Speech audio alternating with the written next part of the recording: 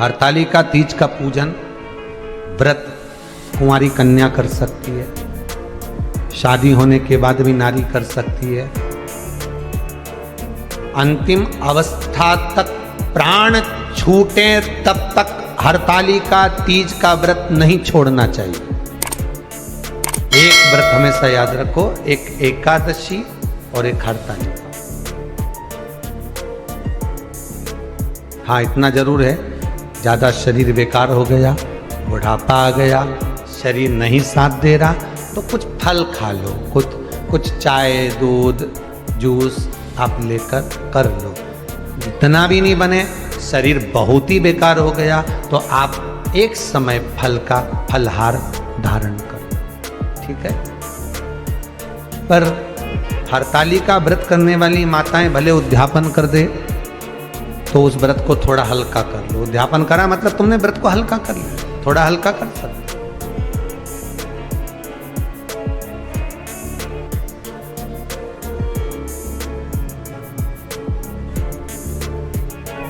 हरतालिका तीज का जो व्रत का उद्यापन करते हैं उसमें 5 चीज रखते हैं ना, 5 कपड़े स्त्री के, 5 कपड़े पुरुष के, 5 तरह का अनाज, 5 तरह का फलहार, 5 तरह का फल।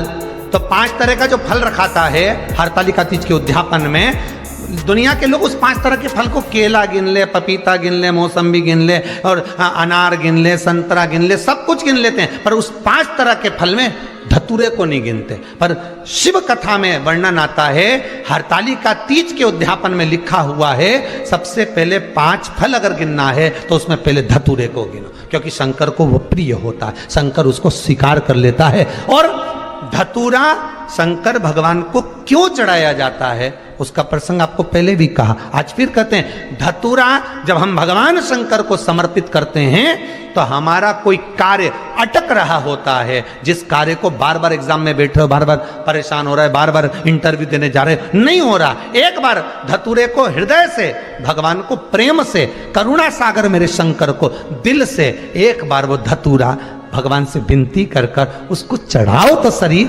भगवान तुम्हारा कार्य सफल कर देगा। पर दिल से चढ़ाना, हृदय। हरतालिका तीज की पूजन करने वाले को चाहिए कि बालू का, मिट्टी का शिवलिंग बनाना चाहिए।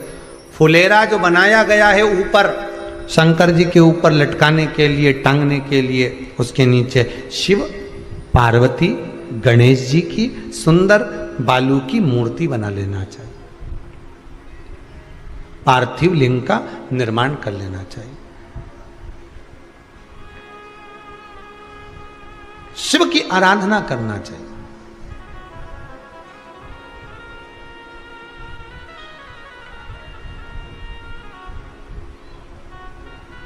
जो फल आपके पास में हो शंकर को समर्पित करना चाहिए, पूजन करना चाहिए,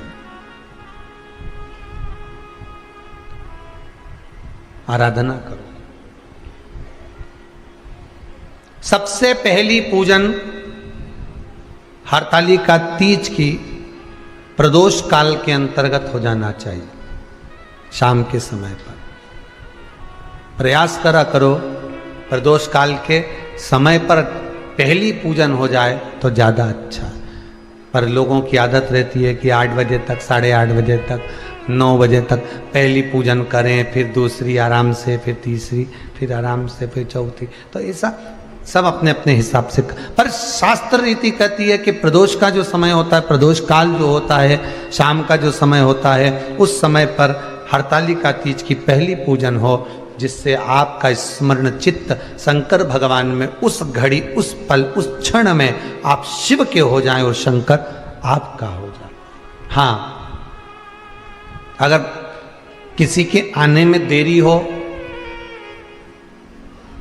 कोई आ नहीं पा रहा है, बहुत देरी हो रही हो, तो हरतालिका पूजन व्रत वर्णन करता है कि शिवलिंग का निर्माण, पार्वती जी की मूर्ति का निर्माण, गणेश जी का निर्माण और फुलेरा जो बनाया हुआ है, ये प्रदोष काल के पहले बनकर तैयार हो जाना चाहिए।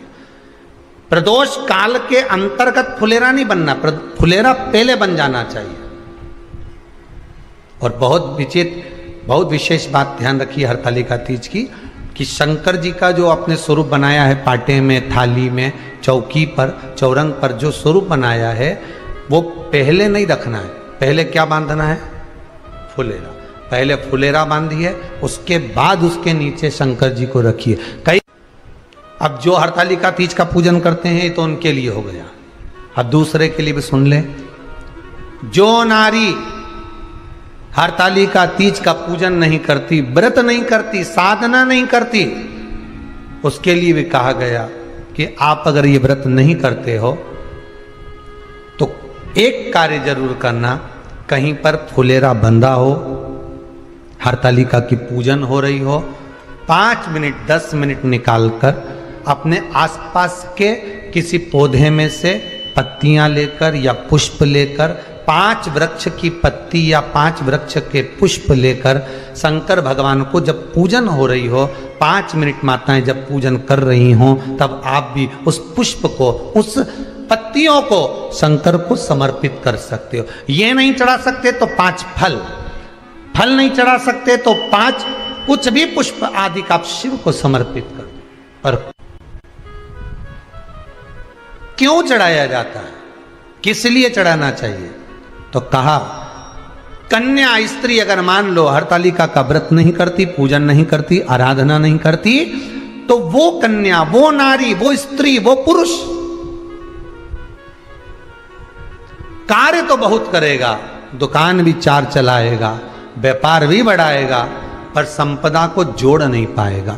1 रुपए कमाएगा, 1.25 रुपए खर्च वाला काम चलेगा।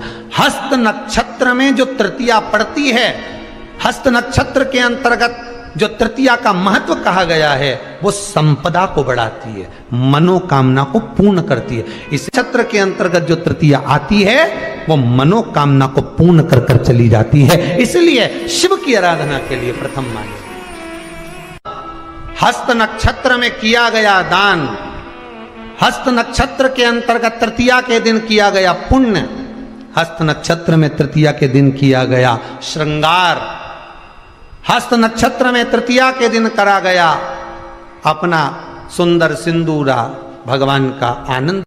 5 तरह के वस्त्र, 5 तरह के स्त्री के वस्त्र, पुरुष के वस्त्र, 5 तरह का फल, 5 तरह का अनाज, ब्राह्मण को बुलाकर ब्राह्मणी के साथ आप या तो ब्राह्मण से उद्यापन करवाएं या फिर आप स्वयं भी करते हैं तो शिव को समर्पित करके ब्राह्मण और ब्राह्मणी को भोजन कराकर वो भाग प्रदान करें। यही हरतालिका तीज के उद्यापन का वर्णन आता है। सुंदर भाव से हरतालिका माता आप सभी की मनोकामना पूर्ण करे। हर हर महादेव।